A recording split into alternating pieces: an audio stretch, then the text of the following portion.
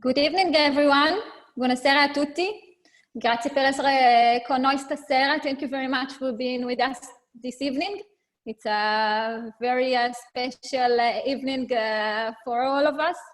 Unfortunately, this is the reality that we're facing with the COVID-19. We must communicate virtually, but with our heart open and hope to travel soon from Italy, from Israel, from all over the world. I'm sure that we will have a very, very nice evening today.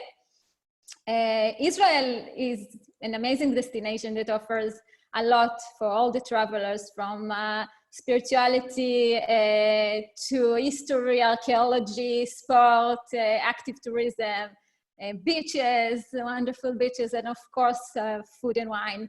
The state of Israel is a melting pot, as you know, and the Jewish people came around from all over the world, from more than 100 countries. Each one brought its own tradition of food, of dishes, and of course also the love for wine, which is part of our tradition, of the Jewish tradition. Wine is follow us in all our ceremonies, from the Shabbat dinner to our weddings and to every ceremony and feast that we have. For me personally, it's very emotional to do this kind of webinar because I'm arriving from a village, small village called Givat Ada, situated in the green hills between the mountains and the sea in the coast of Israel. My family also have a heritage of wines. My grandfather used to bring its grapes to the Carmel winery in Zichron Yaakov, which is one of the first wineries in the modern land of Israel. And my grandfather used to be the accountant of the other Carmel winery of Rishon LeZion. So for me, the wine is part also of the history of my family.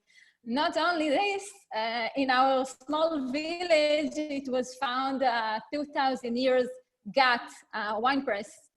So our village used to be also an ancient place for grapes and wines. So for me, since I came here 6 years ago, wine was part of what we promoted here. It's a beautiful aspect not known of Israel. And I'm sure that this evening we will have a very nice virtual, but very nice tour together with Guy Haran, which is an expert of wine, and also the founder of the Inspiration travel company, that expert in wine tourism.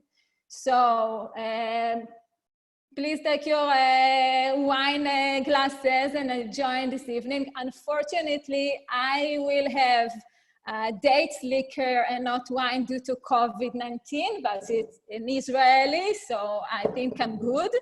And l'chaim, and enjoy, Guy. The stage is yours.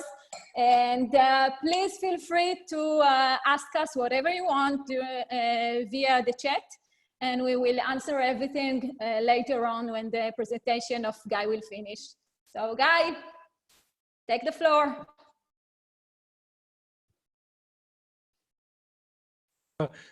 Israel for thousands of years. Actually, wine started around Israel. It got to Italy from our region. So Israel is one of the most ancient regions for wine. But on the other hand, it's a very, very modern country. It's the country of high tech. So we combine old history with thousands of old wine presses you can find everywhere, also in Givat Ada, in other villages all around Israel.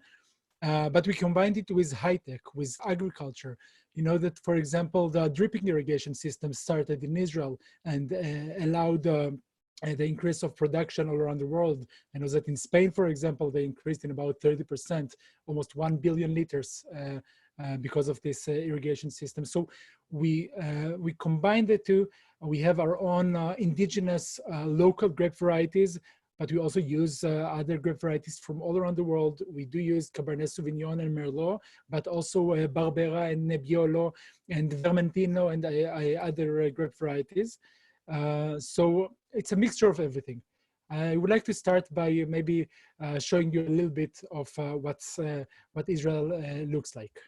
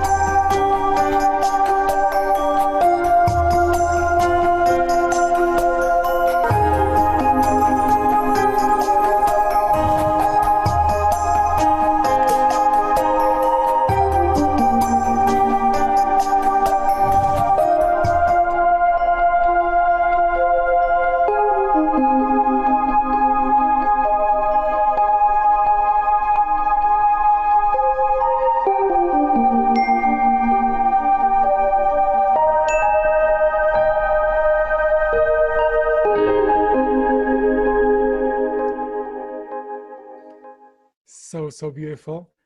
And I don't know if you had the opportunity of arriving to Israel, visiting Israel, but I think now you can see that Israel is coming to you, coming to all around the world. You have many of the best restaurants now in Paris, in London, in the US are Israeli restaurants.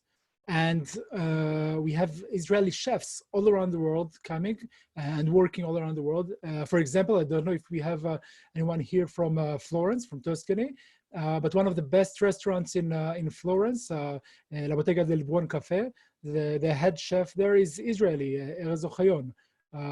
He won a Michelin star, and so you have more and more Israeli cuisine coming to Italy. You have Israeli wine coming to Italy. But I think in order to understand wine, Israeli wine and Israeli culinary, you should come here. You should come to Israel and see what we have to offer. Last year, we had more than 4.5 million visitors from all around the world. Now, Italy and Israel are very, very close.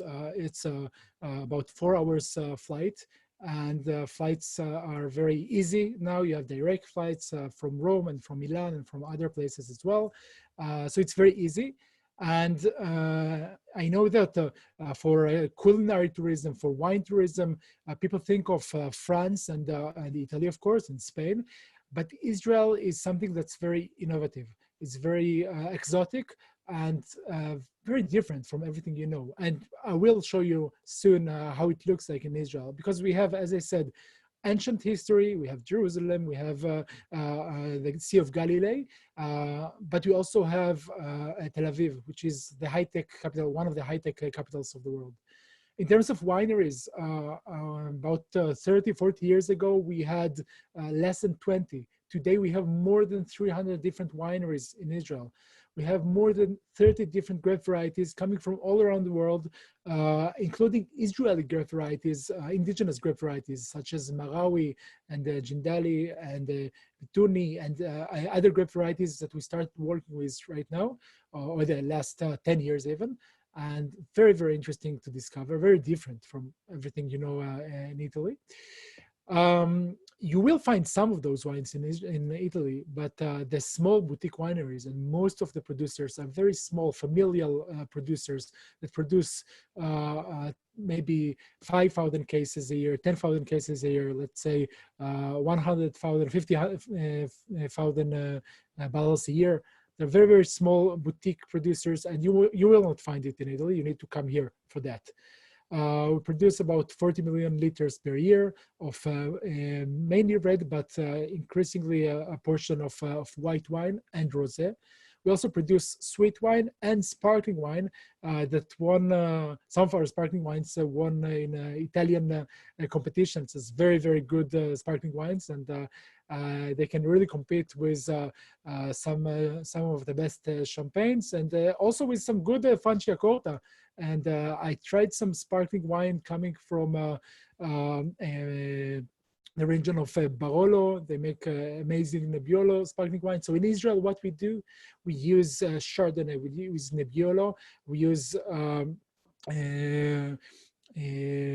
Pinot Noir, but we mostly use local grape varieties, interesting local grape varieties for that. Let's try and understand a little bit how Israeli, where we can find the wine in Israel. And as you can see, it's a pretty new book by Hugh Johnson and Genesis Robinson that have the rather new map of wine in Israel. You'll find vineyards all around Israel. You'll find vineyards in the north of Israel, on the coastline. You'll find vineyards next to Jerusalem, and even in the Negev, even in the desert. And we are able to produce amazing wine, very unique, very typical to the desert. And I know that a lot of the research now is on how to produce wine with global warming. So a lot of the research the whole world uses comes from this region.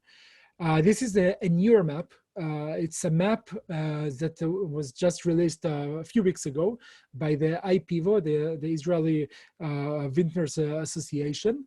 And here you can see the vineyard regions in Israel. So you'll see, and you will get this presentation, so you'll have this map to look further in it, but you can see that you have vineyards all around Jerusalem, not too far away from Tel Aviv, also on the seashore, here in the north, in the Galilee, Golan Heights, and as I said before, even in the desert of Israel, and it is increasing, and we have more and more wine, more and more vineyards each and every year.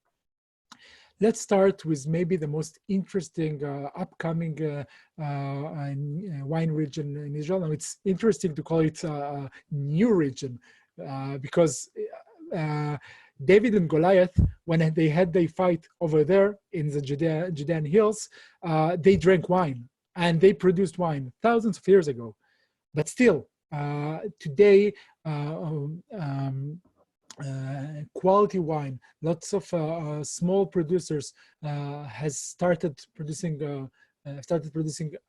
amazing wine, and some of the best producers in Israel are there. Now, just for you to understand, you have the map here on the left. For you to understand, it is less than 30 minutes away from Tel Aviv.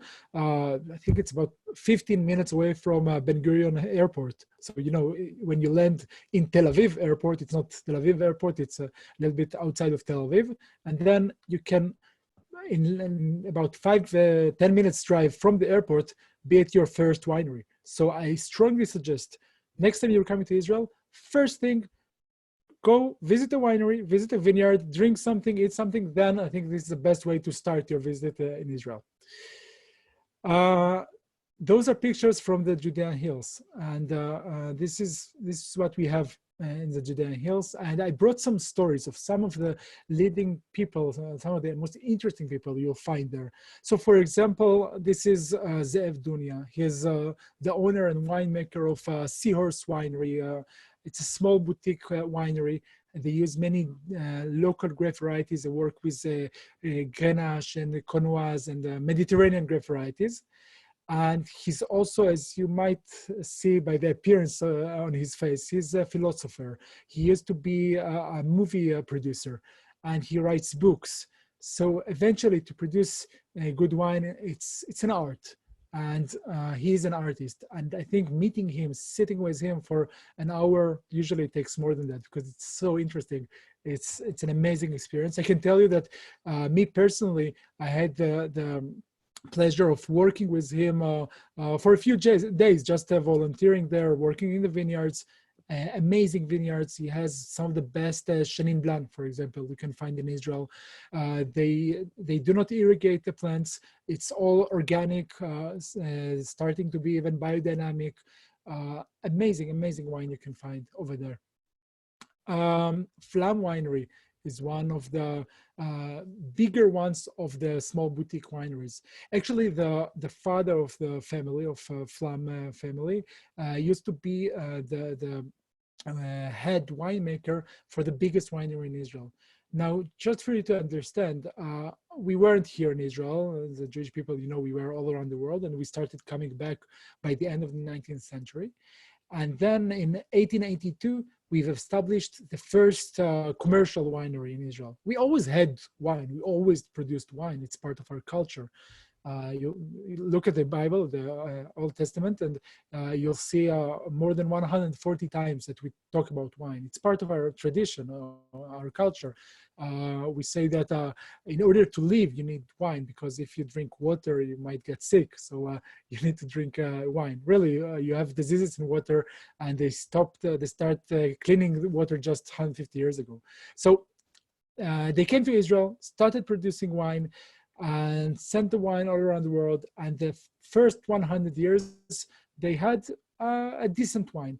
Now, I met an Italian vintner about 10 years ago, and he told me it is very, very easy to produce good wine. The first 100 years, you just need to learn a little bit, and then it's very, very easy. So we had 100 years of studying and learning the terroir, the soil, learning the irrigation we need to use, everything we need to use in Israel. And now we have more and more international quality wines that win many competitions around the world. We even have our own international wine competition in Israel called Terravino, and we get wines from Italy, from France, from all around the world to participate in this competition. That's not Bordeaux.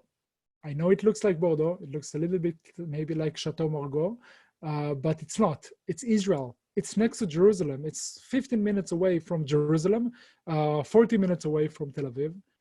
It's a winery called Castel Winery. The founder, Eli Ben Zaken, has been knighted by the French government. He's producing some of the best wines you'll find in Israel. They get always 94, even 95 points. Very, very, very good wine. And in blind tastings, you'll probably think it could be also maybe a super Tuscan wine. It's mostly Cabernet Sauvignon and Merlot. When you come visit there, it's not only about the wine. You'll also taste some local cheese from producers you have around there. It's always part of what you have all around. You know, it's wine and culinary. You can't have only wine. You can't have only culinary. I know that without, well, I mean, you can't really have a proper meal. They say a meal without wine called breakfast. So part of what you'll have there is wine and cheese. And by the way, also some of the producers, you can have lunch there. So very, very interesting. This is one of my favorite producers in Israel, very small producer. The name is Agur, and you can see that this is a winemaker. He's a philosopher. Now, excuse my French, but he gives amazing lecture, amazing talk about the aesthetics and erotics of wine. An amazing experience. You should really go and visit him. And sometimes he just likes to get inside the old amphoras. So it's like that. And here you have a list of some of the leading wineries in the Judea. We are working on a new book, hope to release it soon, with all the information about wineries in Israel. But here I collected some of the producers you'll find in Israel, and all those producers you can visit, and you can meet maybe the winemaker, meet the people. Now, I think it's a little bit like in Piedmont right now, or maybe even a smaller region in Italy, because when you go to Piedmont, you're meeting the winemakers, you're meeting the people, you're meeting the families, and it is the same thing in Israel. You'll meet the people that makes the wine. Now, I don't know, maybe in 50 years, it might change. We'll have something that's more touristic, like in Napa Valley or like in Bordeaux.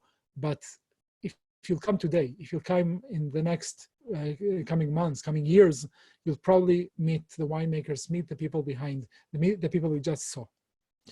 It's not only wine. As I said before, it's also cheese. This is, for example, one of my favorite cheesemakers in Israel. It's a small farm. They grow their own goats, and they have a cave in the ground, and this is where they store their cheese. And I know it looks a little bit like Jesus. His name is Shai Zeltzer, and this is what they do. Amazing, amazing, amazing cheese. This is a picture of him with the herd, and another one with his cheese and his cave. Again, if you visit a winery, then go and visit him, taste some cheese. I think it's an amazing experience. And then you can drive to Jerusalem or to Tel Aviv. It's 20 minutes drive to Jerusalem, 40 minutes drive to Tel Aviv. And everything is very nearby. Let's show you a little bit the coastal plain of Israel. Now, everything started here.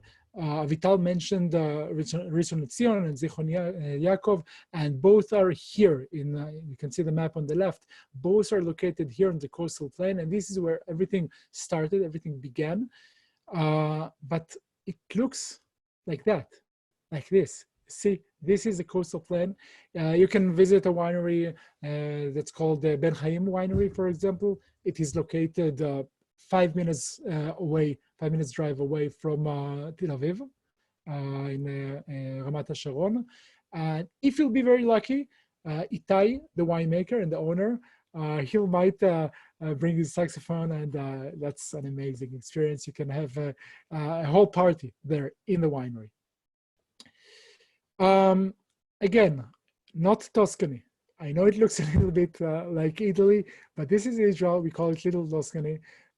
This is a biodynamic farm, and they grow grapes. Can do they make wine, but they also grow olives. So you can do tastings of olive oil and different grapes and wine. The name of the winery is Amphora Winery, and again, one of the top producers in Israel, and 40 minutes away from Tel Aviv. So very, very nearby. After tasting some wine, I think it's a very good time to maybe go and have a relaxed lunch, maybe go to Caesarea and sit at one of the restaurants. This is the view you'll see from Caesarea. It's a beautiful site with all the ruins. So really very nice place to stop and to visit. Before you go yes. on, an anecdote about Caesarea. First of all, there's a beautiful national park there, already open. Like 2/3 of the parks in Israel, which already opened in the last 2 weeks. Israel is getting ready for tourism. And another nice thing, Romans used to have their a factory for glass. So there's a possibility also to visit the museum of Gloucester, of the ancient glass. And we're connecting to wine because they had it, the glass for also for wine. So it's a great opportunity to combine both wine, tourism, and archaeology. Yes, yes. I mean, so much to see. I asked Avital for about 4 or 5 hours lecture. She said I need to do it a little bit shorter. I got about 1 hour. So I'm trying to show you some of what we have to show in Israel, but for sure you can find so many other things to see. And I'm not even mentioning here all the Christian sites and the history, almost not mentioning that. The focus today is wine and culinary. But I mean, a week will be just a glimpse of Israel. If you have more time, maybe come for a month, then you can see quite a bit of Israel. By the way, on the other hand, it is very small. So you can see most of Israel. You can drive from one side to one side of Israel in about 5 hours drive. And this is the longer way. If you'll take the shorter, if not from north to south, but from east to west, it's less than 1 hour drive. So very, very small. So again, you have a list of some of the best wineries, some of the best experiences you have in the coastal plain. And again, you'll get this presentation. So you will be able to have all the information. And if you need any more information afterwards, please feel free to ask. We're DMC in Israel, and we do incoming, so we can help you with anything you need in Israel regarding wine and culinary tourism. And for our journalist friend, Guy is also available for later on interview in the next few days if you want written or a phone call or Zoom.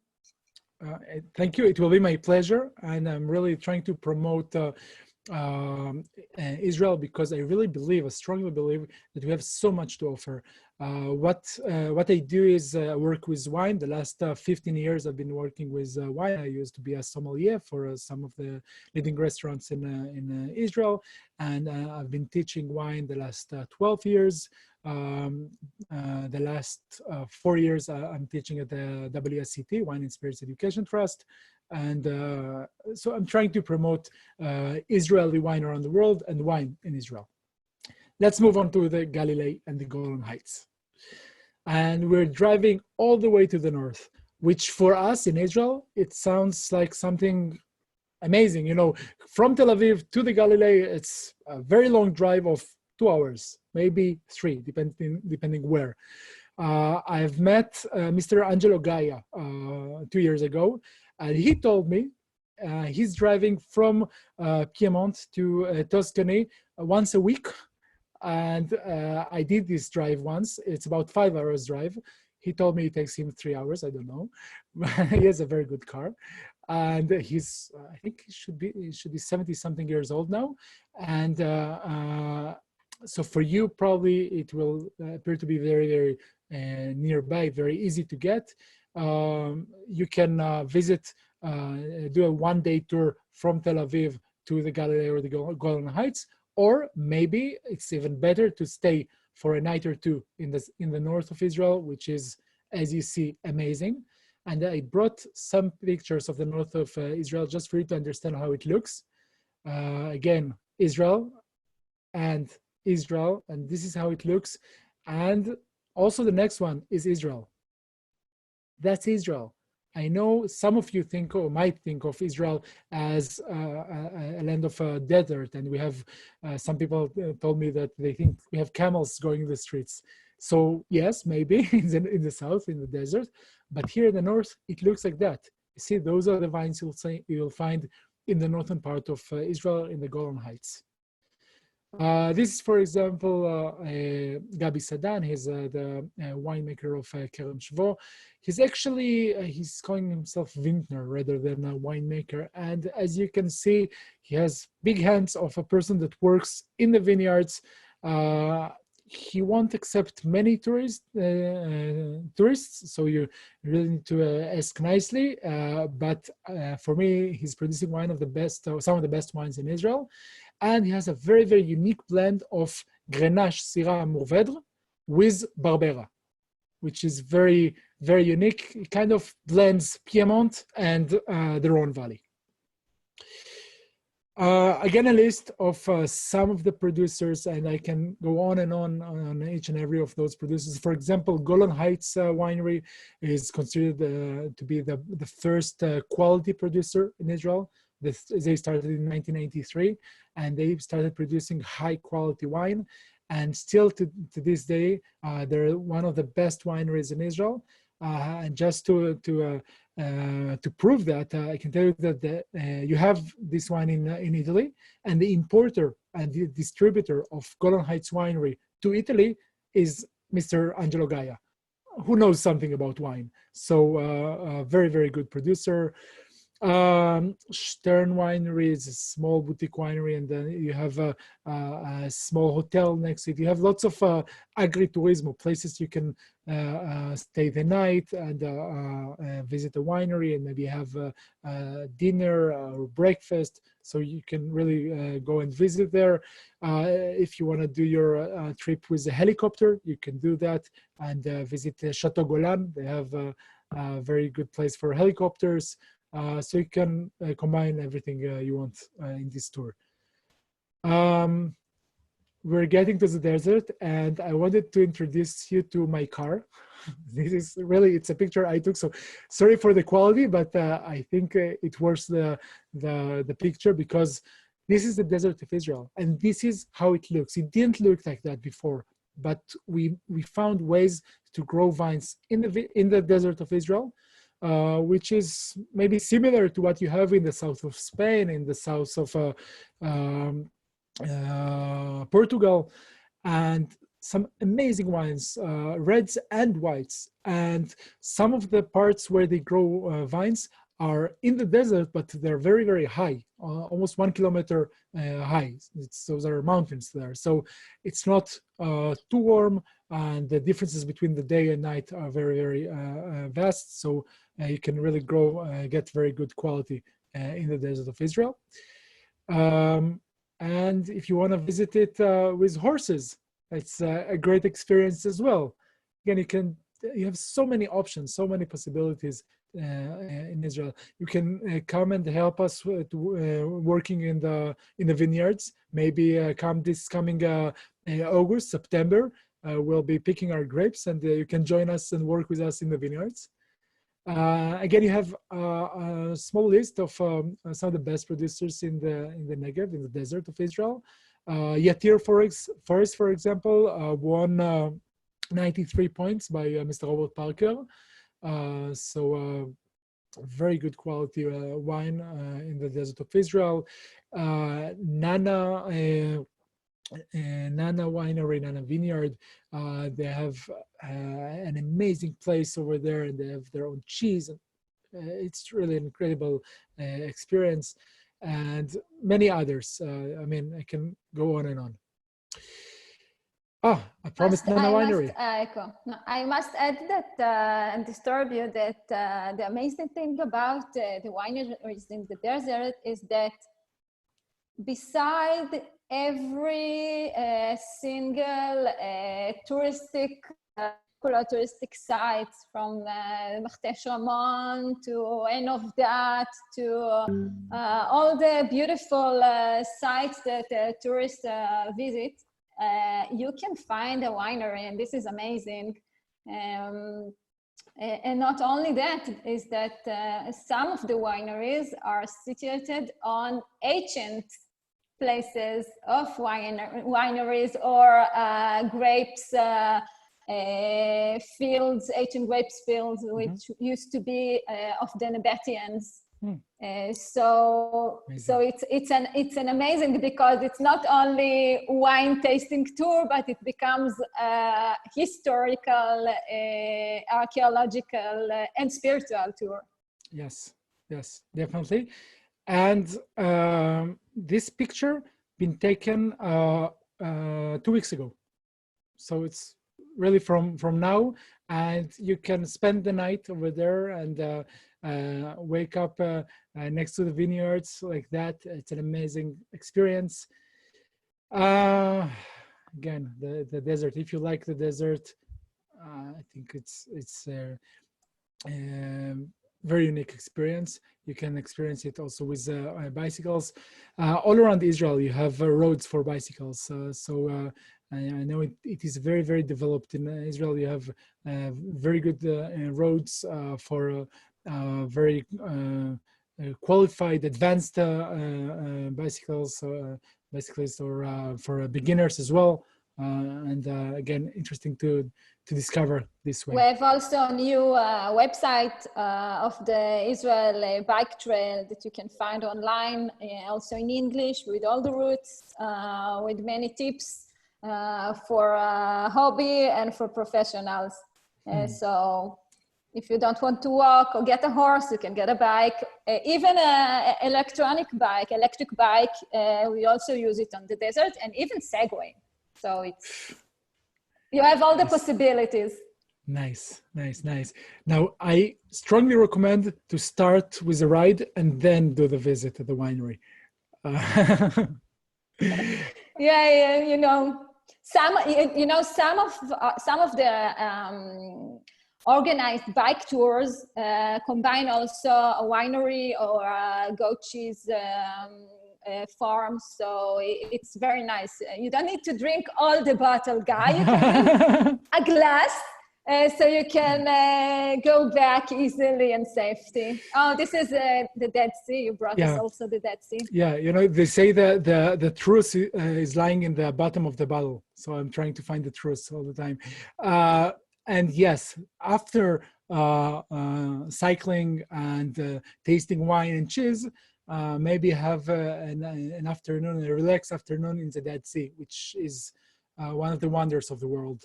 And you can just come and float on the very, very salty water and have treatments and put black mud on yourself and then have your skin so smooth you can't stop touching yourself. It's so really, it's an amazing experience. And if I'm not wrong, Yatir Winery is near the Dead Sea, no? So, it's not too far away. Yes. So, yes.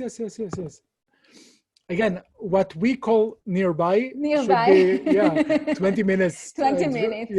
But in Israel, everything is nearby. So maybe it's 1 hour drive. It's not that far away. And you can have a whole day around the Negev and start in Tel Aviv and finish in Tel Aviv as well. The length is not too long. It's not too much of a drive there. We have much more than wine. We have beer breweries. We have about 100 different beer breweries in Israel. We have many dairy farms. We even have whiskey distilleries. You can see this picture here. It's a distillery called Milk and Honey. It is located inside Tel Aviv, inside the city of Tel Aviv. And it looks like that. And you should really go and visit. And if you like whiskey, if you like gin, can go and visit there. We even have some grappa producers in Israel. We're not trying to compete, but some grappa is very, very good. The markets of Israel, don't miss them. Try and go to visit the markets with a chef or with someone that really knows what to look for, and you'll find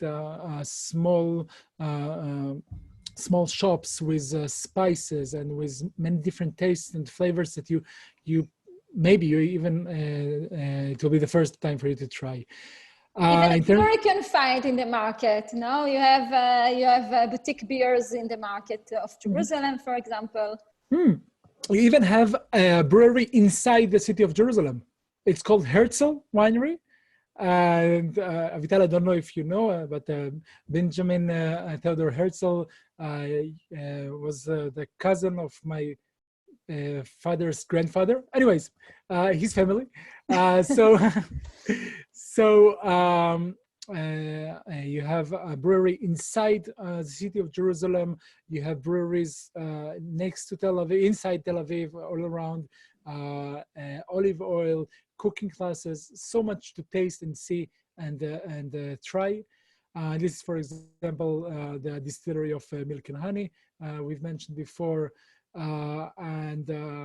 This is actually from another distillery called Julius, and they did a special product for today, for the COVID-19, and they're not sure if it will solve Corona, but this is what they think of Corona. So you have it over here. Tel Aviv and Jerusalem.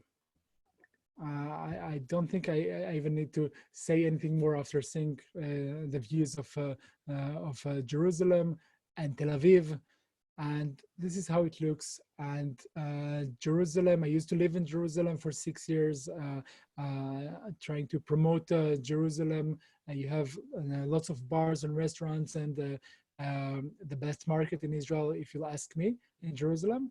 But also in Tel Aviv, you have an amazing market.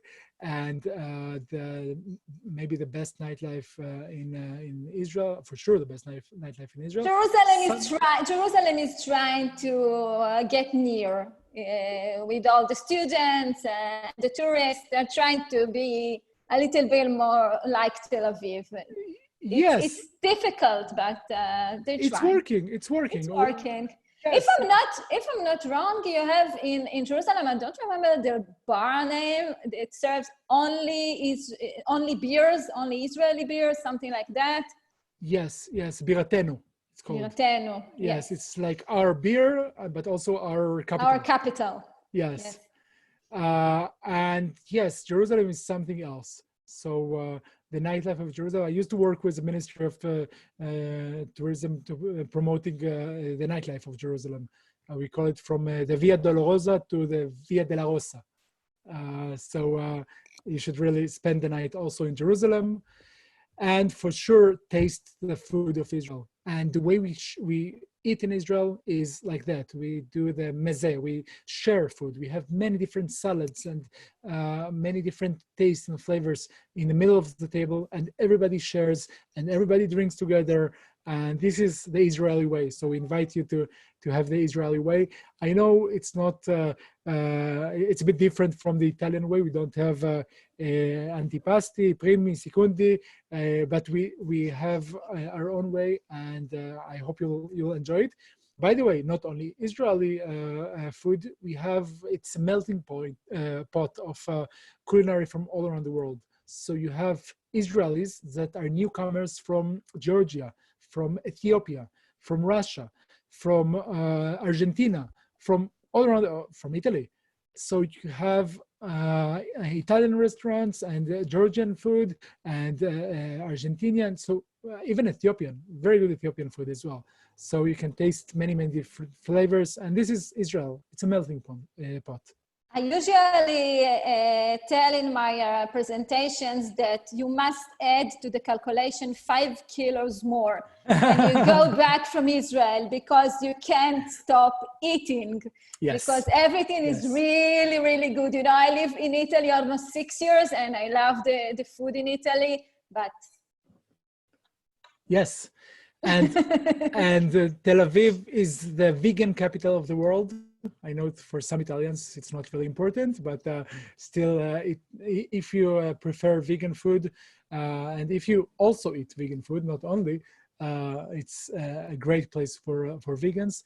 It's all about freshness. It's all about fresh ingredients, lots of fruits, lots of vegetables, lots of fish, and some seafood even, lots of olive oil. So it's all about that. Everything is very, very fresh. And I know that if you eat well, I don't think you gain too much weight. You eat very, very healthy in Israel eventually. Again, this is a picture from Castel Winery. We've shown it before, and we're finishing with this picture from a different angle. It's the same winery.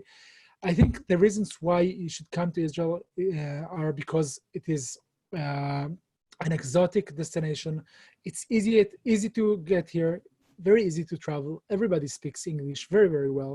Very easy to arrange your stay and to meet new friends, and very friendly. I mean, there's a good chance a person that will sit next to you in a restaurant, or maybe you'll meet in the street, they'll become your friends. And this is the way it goes in Israel.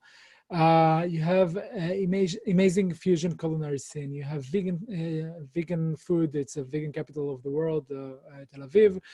It is very indigenous, and it is still unknown. So I want to ask that you'll make Israel not in your bucket list, but your next destination, and come and visit us as your next destination. Or come and visit us again. You know, many of our participants here this evening are friends of our office, been to Israel, they're tour operators, travel agents, journalists. But this evening we try to show you another aspect of Israel, not so known aspect of Israel, very tasty, one. And yes, you mentioned before Jerusalem, for example. I don't want to do publicity, but for example, the scene of the wine in the city could be also for tourists to come who can't go out. For example, the Mamila Hotel, they have courses for their guests that you can book, and have a sommelier who gives you a wine course of 3-4 hours. I don't know how much, but it can be also a very, very nice experience. An amazing experience. Amazing. Just on your enter to Jerusalem, for example, there is Ivel. It's a center for jewelries and artisanal work with gold and precious stones, but they have also a wine room and a wine shop which presents only wines from the zone of Judea that you showed before. So it can be also a very interesting experience for clients to bring them there, to give them a wine tasting with cheese or with dinner just before arriving to Jerusalem, or just before going back to their origin, to the airport. Yes. And we said always that if you have the possibility to rent a car, if you are individual, and of course with the organized tours, you can go around, you can go out of Jerusalem, go out of the city, go out of Tel Aviv, and experience the many possibilities that Guy presented, from wineries to beer, boutique beer that you have also in kibbutz nearby, and the goat farms, and many other things that will you won't get empty stomach when you go back from Israel, that's for sure. We have some, yes, please. I wanted to say, because there's so much to say, and you're right. First, you talked about the Mamila Hotel. So try to imagine sitting on top of the old city of Jerusalem, watching the whole of the old city of Jerusalem, and tasting the wine from the Judean hills. It's an amazing experience, and I strongly recommend, as you said. And in Jaffa, you have several tasting rooms now. It's rather new. You have Serendipity, and you have other tasting rooms, and you can taste. You can do a walking tour and go to Serendipity and go to the whiskey distillery, and everything is very, very nearby, very easy to reach. And one more thing, when you're coming to Israel, try and look for wine festivals. There are many, many wine festivals. Usually there are at least 1 or 2 wine festivals and food festivals each month. So just go and visit a festival like that.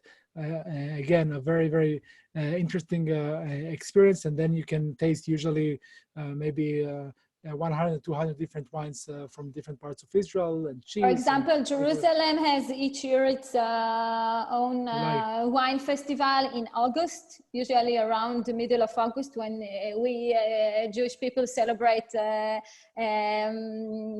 Festa dell'Amore, the holiday of love, a love day, like a Valentine, but more ancient. And they do it almost each year inside the gardens of the Israel Museum. So it's a great and unique experience, even if you don't drink wine.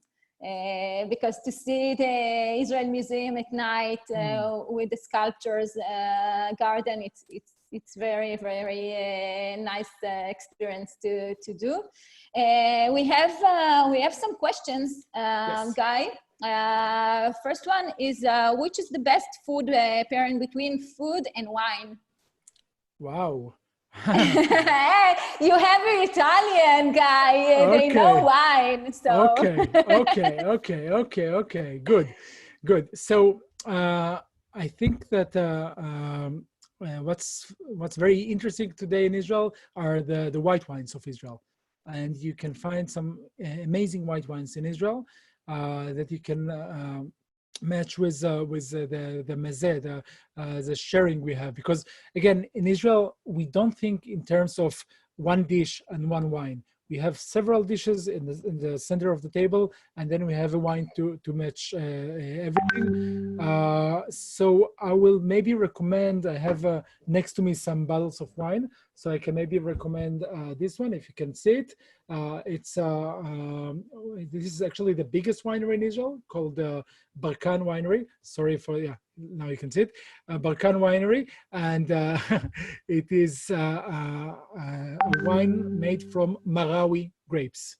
Marawi grapes, it's an indigenous wine.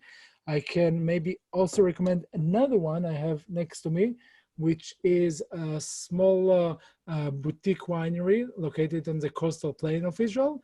And this is a wine made with Viura grapes, Macabeo, from Spain. So again, you have many different options. I would strongly recommend to take maybe a wine like that, Israeli wine with grape varieties that are not very familiar, not only Chardonnay and Sauvignon Blanc, and try and match it with the different dishes you have. By the way, on the other hand, you have lots of lamb dishes in Israel, and then you need something that's very acidic and very strong. And I know that some people here might be from the north of Italy, maybe from Piedmont. So I want to show you another winery, another wine. This one comes from Lotem Winery, and it's an organic winery. And this is, for me, the best Nebbiolo you'll find in Israel. So our version of, it's not Barolo, it's an Israeli Nebbiolo. That I've tasted in blind tastings, and I wasn't sure if it's Israeli or Italian. So it will be maybe interesting for you to try. It's a very small boutique winery. You won't really find it outside of Israel. They produce, I think, about 20,000 bottles a year. So not bad. Another question which we get a lot is when to come to Israel, when to travel to Israel, and what is the best season to travel to do wine tours? Okay, so the most beautiful time in the year for wine tours should be around the harvest time. But on the other hand, during the harvest time, lots of the wineries won't be able to really accept you and show you everything because they'll be busy making their own wine. And we want you to meet the real people behind the wine. So it's not just guides and tour guides in the winery. Those are the people that makes the wine. So you can come in August, September for the harvest, but then it's a little bit more complex, and you should really plan well in advance. I think the best time for me to come to Israel should be around October, November, when everything settles down a little bit, and then you can go and visit the wineries more relaxed. Also in March, April, May, just be aware that, like you, we like holidays. So make sure you're not coming during a holiday, so you can really enjoy the time. We like to celebrate the holidays, and when it's a holiday, some of the wineries will not be able to accept you. But it's good to add that in any case, almost all the wineries have the possibility to book a tour or a tasting, or to host a group for a wine tasting, and many of them can assist you if you're a tour organizer, to organize also a small meal or small dishes, so it wouldn't be wine on an empty stomach. Yeah, and maybe even invite a chef to join you and to do something that combines wine and food. You have many options, many possibilities. We're Israelis, we're very used to find ways to make it happen. One more thing, I wanted to just make sure that I say that you can come and visit Israel all year long. I mean, even in January or February, it's not that cold. It's a little bit like Sicily, maybe. I mean, the climate in Israel is not too cool. So if you'll come in in January or February, you can still come and visit Israel. Maybe you'll have some rain, but it will be not too cold, maybe 10 degrees Celsius. So it's very reasonable. If you'll come in July, August, it might be a little bit hot, could be 30 something, even get up to 40 degrees Celsius. But on the other hand, you can spend some of the time on the beach. So then it's also nice. And if you're next to Jerusalem, there are small springs to visit. So you can visit the spring after a winery. Also a very good way to relax and chill down after tasting. I usually don't do, as I said, publicity, but it's very unique in Israel, and we have only one, not from Jerusalem, on the hills of the Judea. We have near a small kibbutz, an hotel which is dedicated to wine. It's called Kramim. Wineries in Hebrew, and you have from wine to drink till wine to spoil yourself with beauty treatments. And so you can have 360 degrees of wine when you visit Israel or the Jerusalem zone. We have another question more specific about the Yarden Chardonnay Golan Heights. Okay. If it's considered to be one of the best Israeli white wines. You are the expert. Okay. It is a very good wine. Actually, I drank it this last Sunday. And for the Golan Heights Chardonnay Yarden, they have three different ones. They have the basic Yarden Chardonnay. Then they have Yarden Odem, which for me is their best. And you have Katzrin Chardonnay, which is for them the best. But if you ask me, their best one is Odem Chardonnay, also from Yarden Siri. Is it the best wine in Israel? No. I think it is a very good wine. It is a very good wine. Is it the best white wine of Israel? If you ask me, I don't think it's the best wine of Israel. It is a very good one. But you have so many other amazing wines. You have, for example, a small boutique winery that produces only white wine called Sfera Winery. And last week, I talked to a friend. He's the owner and head chef of a restaurant in Berlin. And he got his Michelin star a few weeks ago. Actually, he got his Michelin star 4 days before the COVID-19 started in Berlin, when he got it and then they closed the restaurant. And now when he reopened the restaurant, they got the sign at the entrance to the restaurant.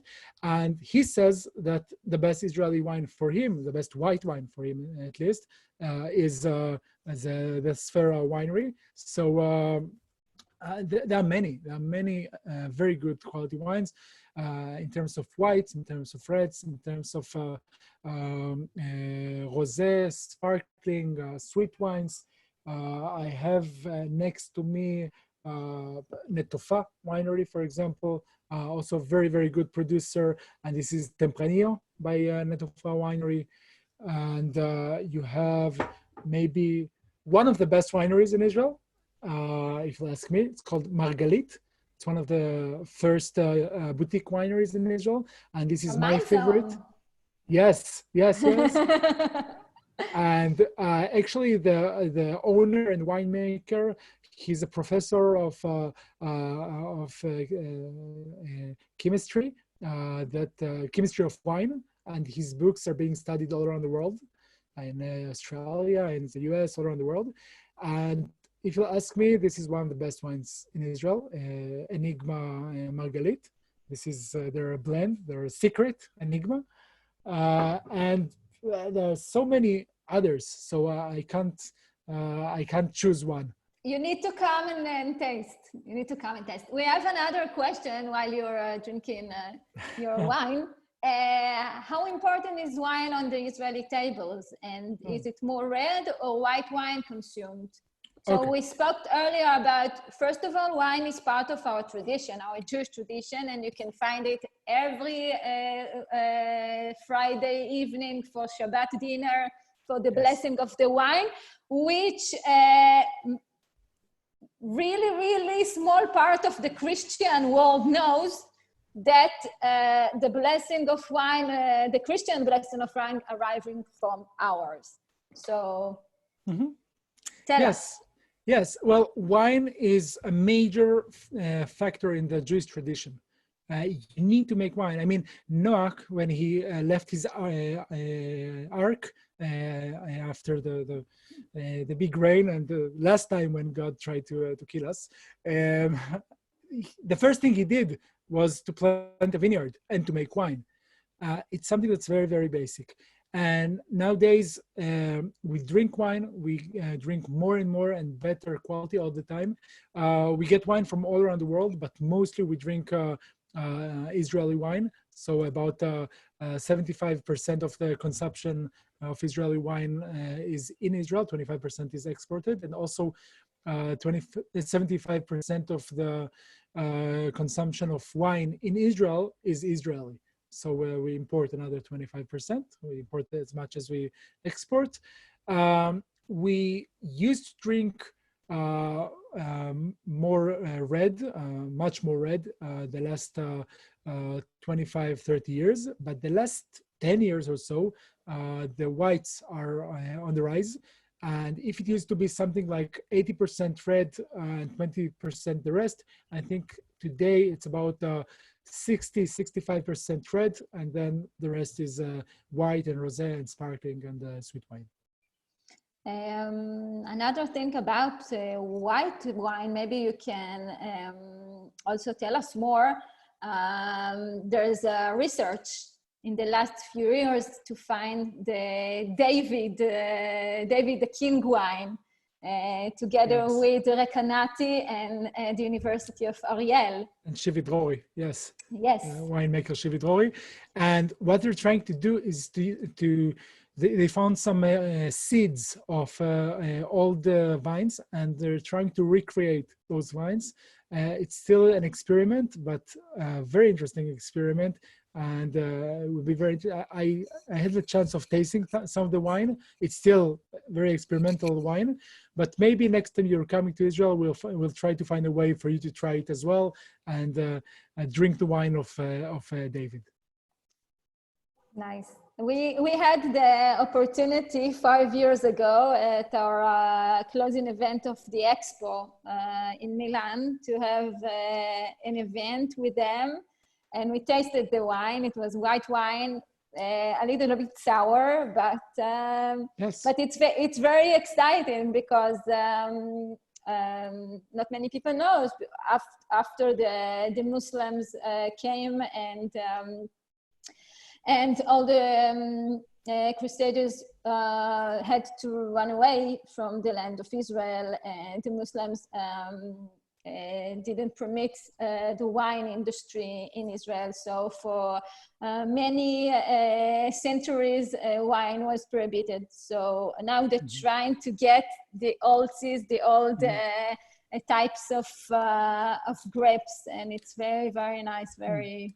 Yeah, actually, there's even a winery. I didn't mention that before. There's a winery called Jerusalem Winery, and they're about to open a new visitor center, tourism center in the heart of the old city of Jerusalem, on the Cardo region, on the Cardo street. So not only hummus, also yes. wine while visiting the old city.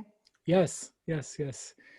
And if you have other questions for Guy, we're still here. And if not, after this evening, we will send all of you the presentation and also some fact sheets about the tourism and the wine in Israel, with two possibilities, or two itineraries for wine tours in Israel made by Guy. And you're also free to contact him directly or via us. And I think we will call it the evening now, Guy. So, yeah, I saw that Daniel DS raised their hand, so I don't know. Okay. But I'm not sure that we can open the mic. The mic. Okay. Just a second. I need to find him. Unmute. Yes. Daniel? Yeah, here I am. Hi. Hi, Avital. Hi. Hi, everybody. Hi. Guy, please let me know if it's available to plan, in any case, an interview with you, especially for Italian broadcasting, dedicated especially to the wine expectations, market, Israeli wine, and so on. We will assist you to recontact. Okay. The interview can be, of course, in this period by internet, of course. Ok, Maria Grazia e Sara ti contatteranno per fare questo progetto. Grazie per l'opportunità. Bene. Grazie. Grazie. Ok, allora, Guy, thank you very much. Grazie mille. And thank you, everyone. I know it's a busy time with all the webinars and kids at home, so really appreciate it you join us this evening. I'm raising with you a virtual glass. We said in Hebrew that with a glass of wine, לשנה הבאה בירושלים הבנויה. Per l'anno prossimo nella Gerusalemme costruita, but I really hope that we will visit Israel soon and not only next year. So, Guy, thank you again, and we wish you all a nice evening and see you soon. Grazie mille, buonasera a tutti. L'chaim. L'chaim, per la vita. Salute, per la vita, l'chaim.